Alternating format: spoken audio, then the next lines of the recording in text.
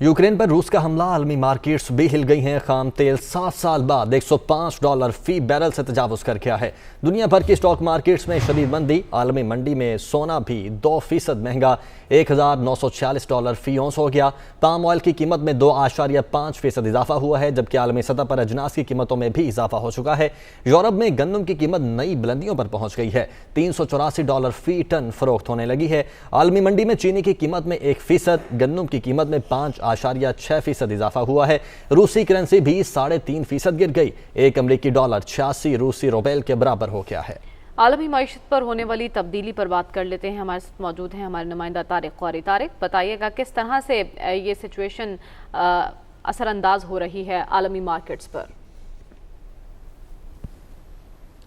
इसको समझने के लिए बिल्कुल सीधी सी बात ये है कि एक जो सबसे बड़ा कुछ सप्लायर्स होते हैं जो कि दुनिया भर में मुख्तलिफ़ कमोडिटीज़ को फ़राहम कर रहे होते हैं। जिस तरह पाकिस्तान में हम लोग ऑयल इंपोर्ट करते हैं और डिफरेंट चीज़ें हैं जो कि इंपोर्ट कर रहे होते हैं, डिफरेंट कंट्रीज़ कर रही होती हैं। तो यूक्रेन जो रशिया का जो है बहुत बड़ा कंट्रीब्यूशन है। ख़ास तौर पे हम देख रहे हैं कि ऑयल मार्केट के अंदर 9% का इसका शेयर है, जबकि गोल्ड मार्केट के अंदर 10% का शेयर है।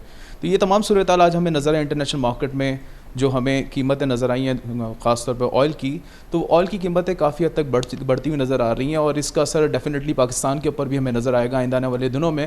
ख़ास तौर पर जो नया महीना शुरू होगा इसमें हुकूमत मजबूर हो जाएगी कि ऑयल की कीमतें, पेट्रोलियम मसनूआत की कीमतों में इजाफा करे। साथ साथ पाकिस्तान के लिए अगर हम देखें तो हमें जो पेमेंट्स हैं वो भी डॉलर में करनी पड़ती है। तो हमारा बिल जो है तकरीबन $1.5 बिलियन के करीब जो है वो इतना बढ़ने की एक्सपेक्टेशन है, जिसकी वजह से एक रुपये पे भी दबाव आएगा, जो कि हमने आज भी देखा है कि पाकिस्तानी करेंसी जो है वो हमें आज कुछ कम होती हुई नज़र है, 30 पैसे की कमी हुई है।